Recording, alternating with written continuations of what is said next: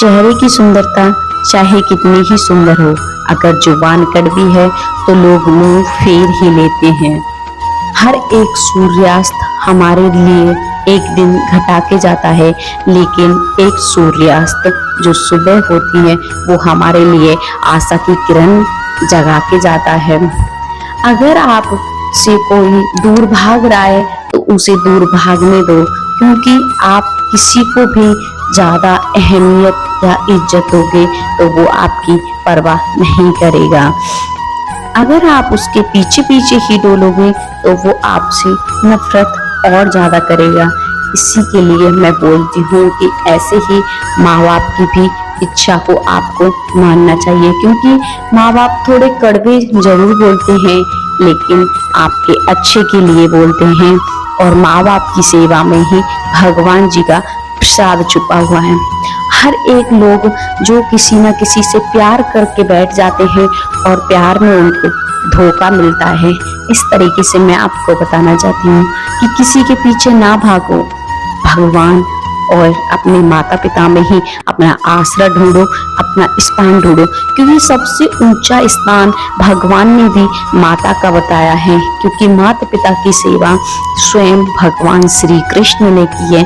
उनको जन्म बेशक माता देवकी और वसुदेव से हुआ था, लेकिन उनका पालन पोषण माता यशोदा ने और नंद जी ने किया था।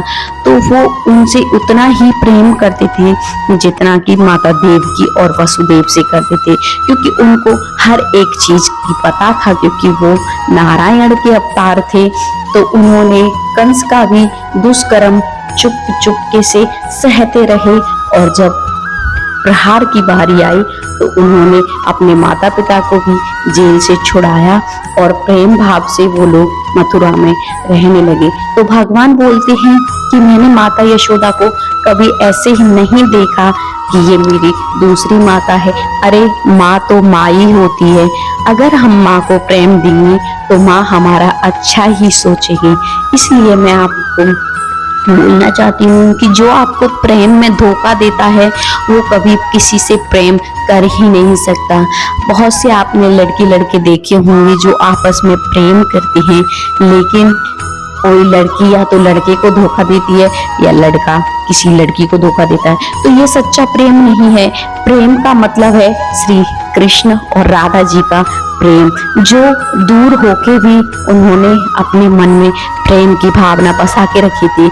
जब कृष्ण जी मथुरा जाने के बाद द्वारका चले गए थे तो राधा जी ने बस भगवान श्री कृष्ण की ही पूजा की थी, और उन्होंने किसी दूसरे पुरुष को अपनी जिंदगी में आने नहीं दिया था।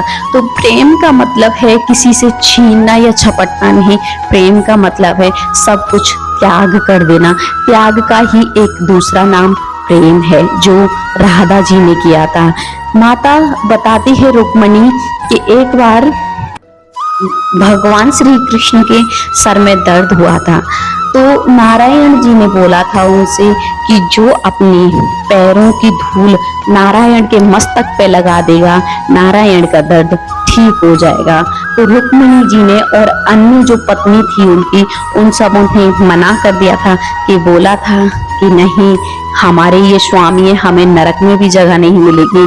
और ऐसे ही जो द्वारका के ब्रजवासी थे उन्होंने भी यही चीज बोली थी कि हम अपने प्रभु को अपने चरणों की धूल नहीं दे सकते थे। लेकिन जैसे ही ये बात राधा जी को पता चली तो उन्होंने बोला कि मैं नरक में क्या, नरक से भी बदतर जगह पे जाने के लिए तैयार हूँ, लेकिन मेरे नारायण, मेरे श्री कृष्ण को कुछ नहीं होना चाहिए। तो राधा रानी एक ऐसी ही प्रेम की कथा बताती हैं कि मैंने मेरे नारायण के लिए अपने चरणों की धूल दी थी। तो मैं चाहती हूँ कि प्रेम करो तो सच्चे मन से करो, त्याग करो प्रेम के लिए, ना कि उसमें अपना लाभ या कुछ घाटा देखो। अगर कोई आपको प्रेम में धोखा दे रहा है तो आप उससे धीरे धीरे दूरी बना लो, तो वो अपने आप आपकी अहमियत समझ जाएगा। और अगर आप उसके पीछे पीछे जाओगे तो वो आपकी अहमियत कभी नहीं समझ पाएगा। जय श्री कृष्ण दोस्तों, राधे राधे। अगर आपको मेरी वीडियो अच्छी लगी हो तो चैनल को सब्सक्राइब करें, कमेंट करके राधे राधे जरूर लिखें। धन्यवाद। अगर आपको ये प्रेम कथा अच्छी लगी हो तो और वीडियो देखने के लिए बेल आइकन घंटी जरूर दबाएं ताकि सबसे पहले वीडियो